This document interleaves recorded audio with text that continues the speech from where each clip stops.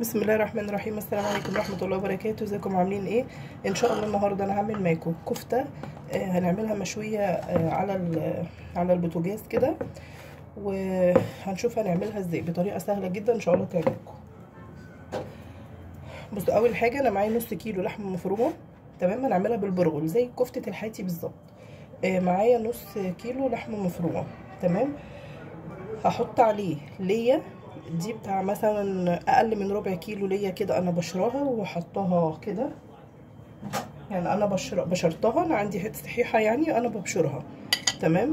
ومعايا فلفل وملح وسنه قرفه، مش بحط للكفته حاجات اكتر من كده.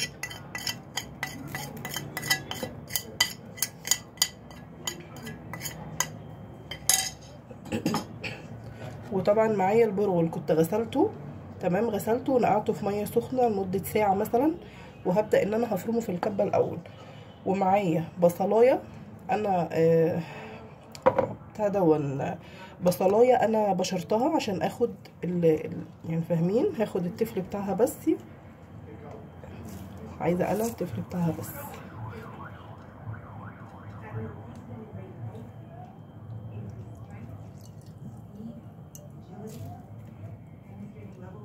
كده كده انا هضرب كله ايه في الكب. الميه دي هنحتاجها اللي هصبع بيها الكفته.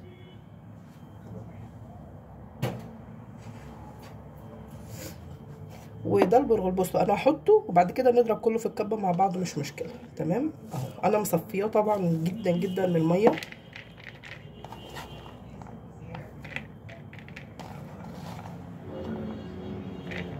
بس كفايه كده. انا عملت ربع، يعني ربع مثلا كيلو. طلع زياده زاد، فانا مش هحط الكميه كلها.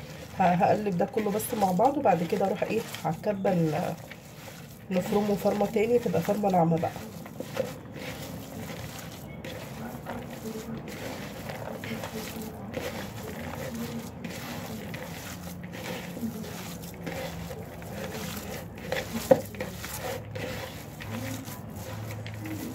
وطبعا اللي انا عايزه اقوله لكم، المكون اللي انا ما بستغناش عنه في الكفته البيكنج باودر.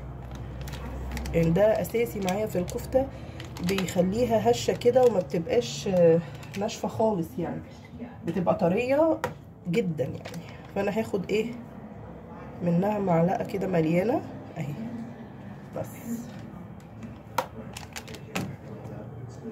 بس هقلب بقى كل دون، ونجيب الكبه نضربه ايه كله ايه مع بعض تاني كده، بس عشان ندخل الايه المكونات كلها جوه بعض اهي. فين شكلها؟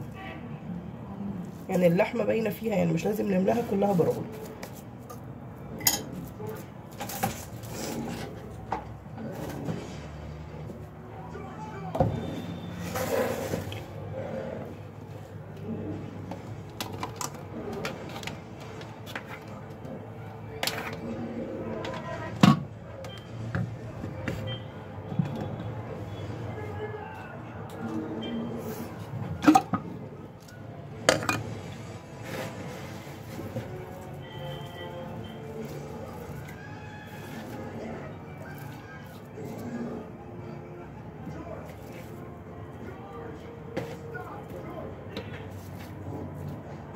انا هقسمها على نصين، يعني انا مش هحط الكميه كلها في قلب الايه الكبه عشان تطحنها لي كويس.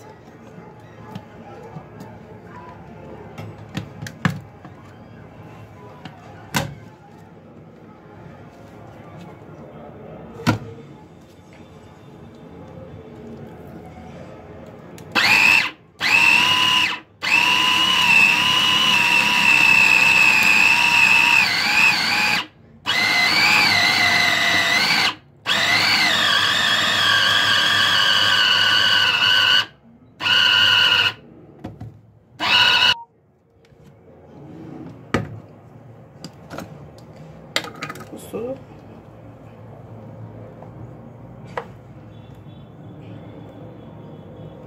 ايدي مزحلقه مش عارفه امسك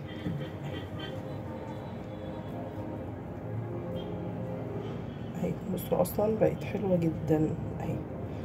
وعايزه اقول لكم ريحتها حلوه قوي قوي من غير اصلا اي توابل كتير للكفته.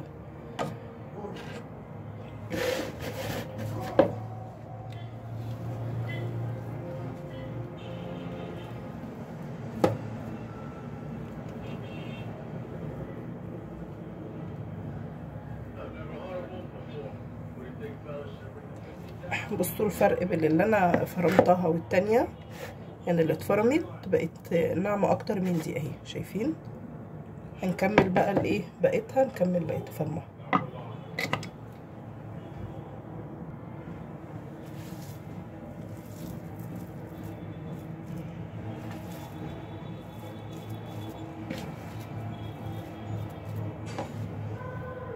بصوا اقول لكم على حاجه كمان، عشان انا عملتها ما فصلت الفيديو.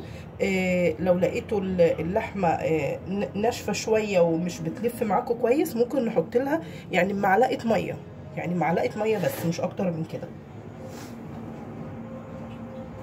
يعني انا بصوا اخدت حبه كده على ايدي، هي دوبك معلقه بس كده، اللي هي تلف معايا بس في العجينه.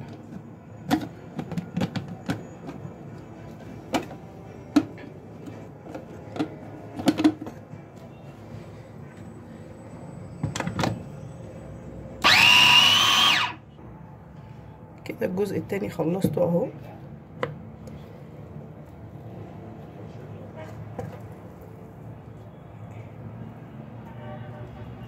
خلي بالنا واحنا بنشيل كده، عشان السنون طبعا دي بتبقى حاميه جدا، ربنا يسترها.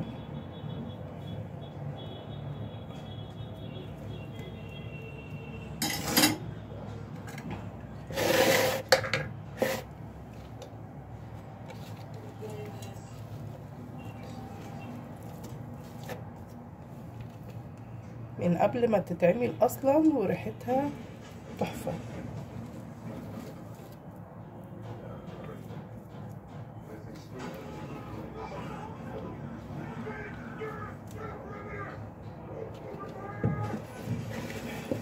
بس اهي،